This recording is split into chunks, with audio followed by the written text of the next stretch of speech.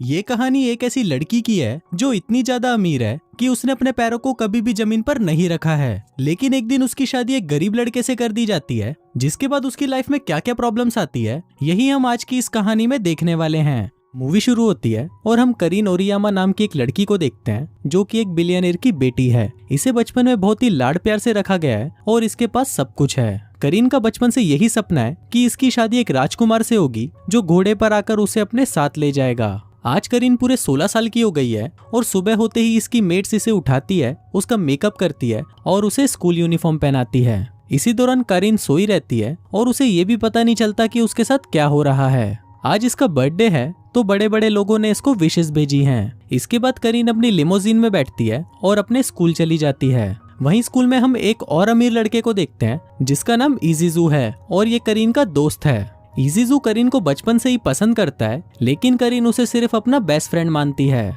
आज स्कूल में सभी लड़कियां पागल हो रखी हैं क्योंकि आज स्कूल में एक नया लड़का आया है जो कि बहुत ज्यादा स्मार्ट है। इस लड़के का नाम सुरुगी है और बाकी लड़कियों की तरह करीन भी उसे देखकर उसके पीछे पागल हो जाती है। सुरुगी वहाँ फुटबॉल खेल रहा होता है और करीन उसे देखकर उसके पास जाने लगती है, लेकिन तभी एक फुटबॉल आकर उसके सर पर लगती है और करीन नीचे गिरने लगती है। पर तभी सुरुगी वहाँ पर आता है और उसे पकड़ लेता है। वहीं करीन जब सुरुगी को देखती है तो वो उससे बहुत ज्यादा इम्प्रेस्ड हो जाती है। फिर रात को करीन का बर्थडे सेलिब्रेट किया जाता है और उसके डैड गिफ्ट में एक वेडिंग ड्रेस देते हैं। वो कहते हैं कि मैंने तुम्हारे लिए एक लड़का पसंद कर लिया है और उसके साथ तुम्हारी शादी कल ही होगी। अब ये सुनकर करीन बहुत ज्यादा गुस्सा हो जाती है और वो घर के सामान को फेंकने लगती है। लेकिन जब उसे पता चलता है कि उसकी शादी सुरुगी से होगी तो ये जानकर वो बहुत ज्यादा एक्साइटेड हो जाती है और शर्माकर अपने रूम में भाग जाती है। फिर अगले दिन उन दोनों की शादी हो जाती है और ये लोग यहाँ पर प्रॉमिस करते हैं कि वो इस बारे में किसी को भी नहीं बताएंगे। करीन यहाँ पर बहुत खुश थी क्योंकि उसे वो लड़का मिला था जिसके सपने वो बचपन से देखती आ रही थी। फिर शादी के बाद करीन सुरुगी के घर पर जाती है, लेकिन वो उसके घर को देखते ही पागल हो जाती है क्योंकि ये घर बहुत ही ज्यादा छोटा था। तभी उस घर में से एक डरावनी औरत बाहर आती है जिसको देखकर करीन चिल्लाने लगती है। उसके फादर बताते हैं कि ये तुम्हारे घर की मालकिन है। इसके बाद वो दोनों घर के अंदर जाते हैं और यहाँ पर करीन अपनी सुहागरात के लिए बहुत ज्यादा एक्साइटेड होती है, लेकिन सुरुगी उसके सारे सपने तोड़ देता है और बोलता है कि मैंने तुमसे शादी सिर्फ इसीलिए की है क्योंकि मुझे पैसों की जरूरत थी और उन पैसों से मेरे फादर का सारा कर्जा उतर जाएगा। इसके बाद वो बताता है कि हम दोनों साथ में सो नहीं सकते, तुम अलग रूम में सोना और मैं अलग रूम में सोऊंगा। सुरुगी करीन पर चिल्लाने लगता है और कहता है कि तुम जैसी अमीर लड़कियां सिर्फ शक्ल देखकर ही शादी करती हो और तुमने भी मुझसे इसीलिए शादी की है क्योंकि मैं दिखने में अच्छा हूँ। अब ये बात करीन को बहुत बुरी लगती है और फिर वो बेचारी सो जाती है। अगली सुबह करीन उठने में लेट हो जाती है और वो वहाँ पर अपनी लैंडलेडी को देखकर फिर से डर जाती है। अब करीन कभी भी खुद से उठी नहीं थी, इसलिए उसे पता नहीं होता कि कब उठना है। इसके साथ ही उसे नहाना भी नहीं आता और ना ही उसे पानी गर्म करना आता है और ना ही उसे स्कूल की यूनिफॉर्म पहननी आती है। अब कुछ घंटों की कड़ी मेहनत के बाद करीन फाइनली तैयार होकर बाहर आती है, लेकिन उसे स्कूल ले जाने वाली कोई भी कार वहाँ पर नहीं होती। अब ये बेचारी किसी तरह रेंग रेंग कर स्कूल पहुँचती है और वहाँ पर उसे इजीजू मिलता है और उससे पूछता है कि तुम पूरे दिन कहाँ पर थी क्योंकि स्कूल की तो छुट्टी हो गई है। लेकिन करीन उसे कुछ नहीं बताती और अपना पिछवाड़ा उठाकर वहाँ से घर भाग जाती है। अब इसको घर आते आते भी रात हो जाती है और फिर घर पहुंचकर ये देखती है कि उसने पूरे घर की हालत बहुत ज्यादा खराब कर दी है। अब ये सब देखकर करीन रोने लगती है क्योंकि उससे घर के छोटे मोटे काम भी नहीं हो पा रहे थे। अब सुरुगी को उसे देखकर बहुत ज्यादा बुरा लगता है, इसलिए वो उसे पानी गर्म करना और नूडल्स बनाना सिखाता है। अब कुछ ही दिनों में करीन सारा काम करना सीख जाती है और एक दिन वो सुरुगी के लिए डिनर भी बनाती है जो कि बहुत ज्यादा टेस्टी होता है। अब जैसे जैसे दिन गुजरते हैं वैसे वैसे इनके मंथली खर्चे बहुत ज्यादा बढ़ने लगते हैं। अब सुरुगी को टेंशन होने लगती है कि इन बचे हुए पैसों से घर में खाने का सामान कैसे आएगा।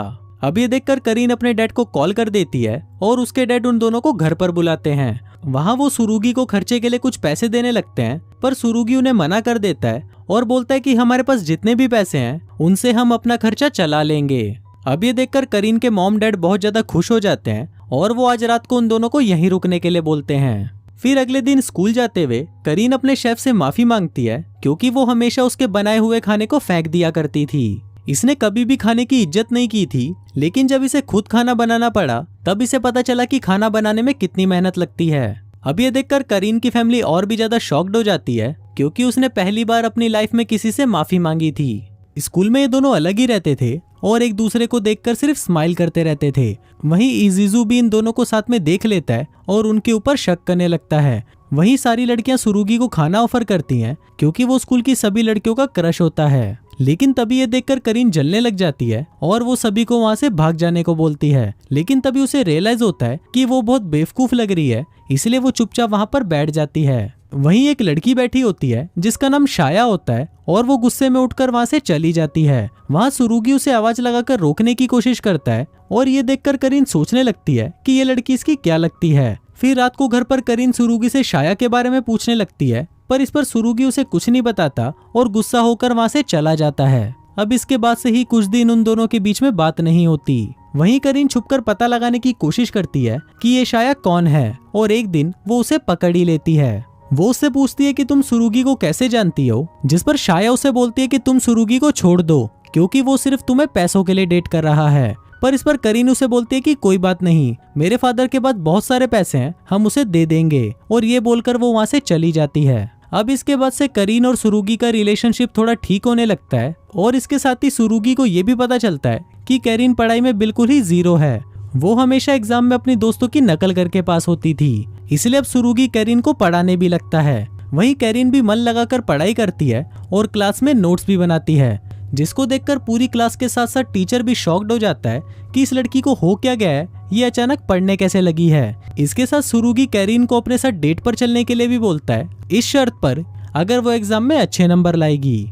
अभी सुनकर करीन और भी ज्यादा मेहनत करने लगती है और इसके साथ ही इजीजू उस पर और शक करने लगता है और उससे पूछता है कि क्या तुम किसी को डेट कर रही हो, पर करीन उसे मना कर देती है। अब इतनी कड़ी मेहनत के बाद करीन के एग्जाम में बहुत ही अच्छे नंबर आते हैं और वो खुशी खुशी सुरुगी से मिलने घर आ रही होती है। लेकिन तभी वहां पर कुछ लोग आकर उसे किडनैप कर लेते हैं। उन लोगों को इजीजू ने भेजा था और साथ ही उसने ये भी पता लगवा लिया था कि करीन ने शादी कर ली है। वो करीन को धमकी देता है कि वो स्कूल के प्रिंसिपल को बता देगा कि वो शादीशुदा है, जिसके बाद प्रिंसिपल उसे स्कूल से निकाल देंगे। अब ये देखकर करीन भी शॉक्ड हो जाती है कि जिस लड़के को वो अपना बेस्ट फ्रेंड समझती थी वो इतना बड़ा साइको निकलेगा। दूसरी तरफ करीन के घर वाले उसे ढूंढ ही रहे होते हैं और तभी करीन उन्हें कॉल करके बता देती है कि उसे इजीजू ने किडनैप कर लिया है। अब सुरुगी बिना कुछ सोचे सीधा करीन को बचाने चला जाता है, लेकिन इजीजू उसे भी पकड़ लेता है और बोलता है कि तुमने करीन से सिर्फ पैसों के लिए शादी की है, इसलिए तू उसे डिवोर्स दे दे। मैं करीन से बहुत प्यार करता हूँ और मैं उसे तेरे से भी ज्यादा खुश रखूंगा।